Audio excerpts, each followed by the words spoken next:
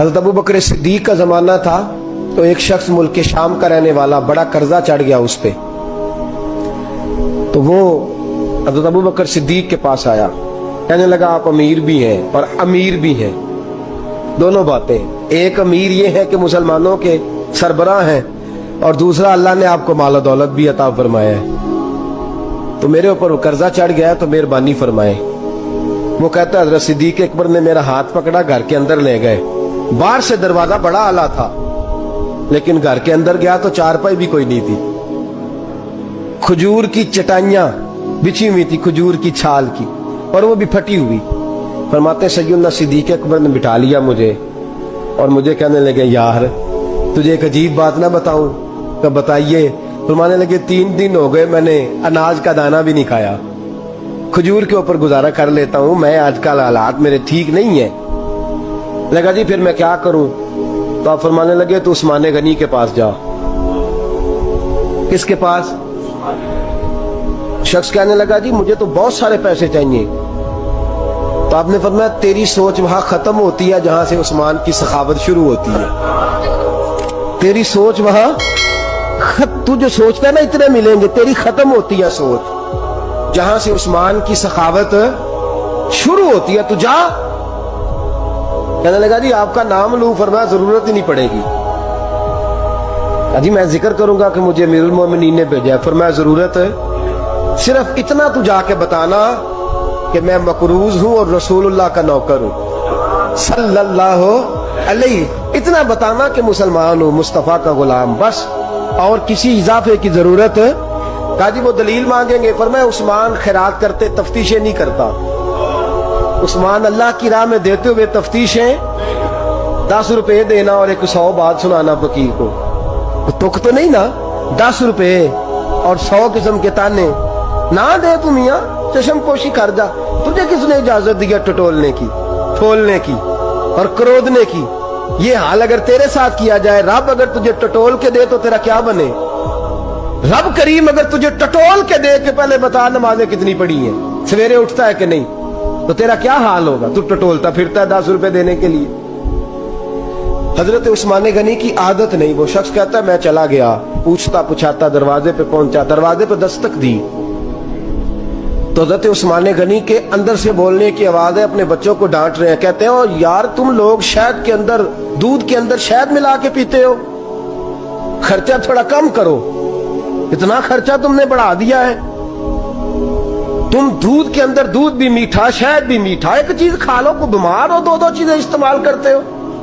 कहते हैं मैंने कहा अबू बकर तो बड़ी बातें बता रहे थे, और इस किस्म के कई वाकयात हज़रत उस्मान गनी के साथ हुए। वो तो बड़ी बातें बता रहे थे और ये आदमी दूध शहद से लड़ाई कर रहा है, और मुझे कई 1000 दिरहम चाहिए, दिनार चाहिए, मुझे दे देगा? फरमाते हैं अब वो डांट के बाहर आए, मैं दरवाजे पे था, आते ही कहने लगे मैं आया ना तो जब मैंने अस्सलामु अलैकुम कहा तो वो समझ गए मैं मुसलमान हूं। कहते वालेकुम कहा तो पहला जुमला उन्होंने जो बोला वो उनके बड़ेपन का मुजाहरा था। कहने लगे बच्चों को एक बात समझानी थी, आने में मुझे 1.5-2 मिनट लग गए, तू दरवाजे पे खड़ा रहा, मुझे माफ कर देना।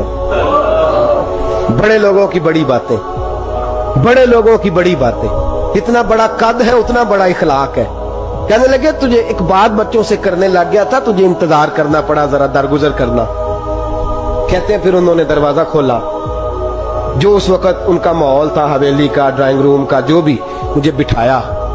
कहते हैं मेरे लिए जो पहली चीज आई वो दूध के अंदर शहद डाल के वो लाए। कहते हैं मेरे दिल में ख्याल आया घर में झगड़ा कर रहे थे, मुझे पिलाया, उसके बाद खजूरों का हलवा आ गया।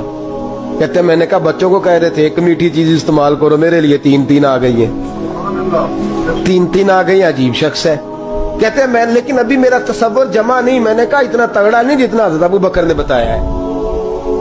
कहते हैं खिला पिला के ना फिर पूछने लगे कैसे आए हो, कैसे आए हो? तो कहते हैं मैंने कहा कि जनाब मैं मजबूर हूं। आज बहुत सारे लोग हैं ना जिनके पास किसी की बात सुनने का टाइम ही नहीं। कहते मोटी मोटी बात करें, आखिरी आखिरी। हजरत उस्मान गनी पूरी खिला पिला के कहने लगे कैसे आना हुआ? कहते मैंने कहा जी मैं मुसलमान हूं, मुल्क के शाम के मुज़ाफात के एक गांव का रहने वाला हूं। کچھ کاروباری مشکلات آئیں تو میں مقروض ہو گیا, میرے اوپر قرضہ ہے, مجھے کچھ پیسوں کی حاجت ہے. فرمانے لگے میں نے کچھ پیسے کہا, انہوں نے ایک آواز دی تو ان کا غلام آیا ایک اونٹ کے اوپر لدا ہوا سامان لے کے. کس کے اوپر؟ اونٹ کے اوپر. کہتا ہے مجھے 3000 اشرفیوں کی ضرورت تھی, میں نے بتایا نہیں 3000 چاہیے. اونٹ آیا تو حضرت عثمان غنی کہنے لگے اس اونٹ پر تیرے لیے, تیرے گھر والوں کے لیے میں نے کپڑے بھی رکھوا دیے, کھانا بھی رکھوا دیا, اور 6000 اشرفیاں بھی رکھوا دیے. تو پیدل آیا ہے تو اب اونٹ لے کے جا. کہتے میں نے کہا حضور اونٹ واپس کون کرنے آئے گا؟ کہنے لگے واپس کرنے کے لیے دیا ہی نہیں تو تحفہ ہے, تو لے جا. کہتے میں کہاں سے چلا تھا ڈھونڈتا اور مدینے میں آیا, اور جب مدینے میں آیا تو پھر اللہ نے جھولی بھر کے عطا فرمایا. کہتے میری آنکھوں میں آنسو آ گئے, اور میں نے کہا حضور آپ نے تو میری ضرورت سے کہیں بڑھ کے نواز دیا ہے, مجھے معاف کیجئے گا. میں سوچ رہا تھا کہ دودھ شہد پہ گھر میں لڑائی ہو رہی ہے. آپ فرمانے لگے رب نے جو مجھے پیسے دیے ہیں اس لیے نہیں دیے کہ میری اولادیں موج مستی کرتی پھرے, میرے مالک نے مجھے نوازا ہے تاکہ میں محمد عربی کی امت کی نوکری کروں صلی اللہ علیہ. یہ سخاوت کا حال. فرماتے میں نے نہیں بتایا کہ مجھے سیدنا صدیق اکبر نے بھیجا ہے. فرماتے میں دروازے تک گیا تو میں نے کہا شکریہ, جزاک اللہ, آپ کی مہربانی. تو مسکرا کے فرمانے لگے میرا شکریہ ادا نہ کر, ابو بکر صدیق کا کر. میرا نہ شکریہ ادا کر, شکریہ ابو بکر صدیق کا جس نے تجھے یہ رستہ دکھایا ہے. فرماتے میں نے کہا حضور آپ فرمایا جاؤ جاؤ جاؤ تمہارا کام ہو گیا نا, تفصیلات میں نہ جاؤ. یہ شان سخاوت سیدنا عثمان غنی رضی اللہ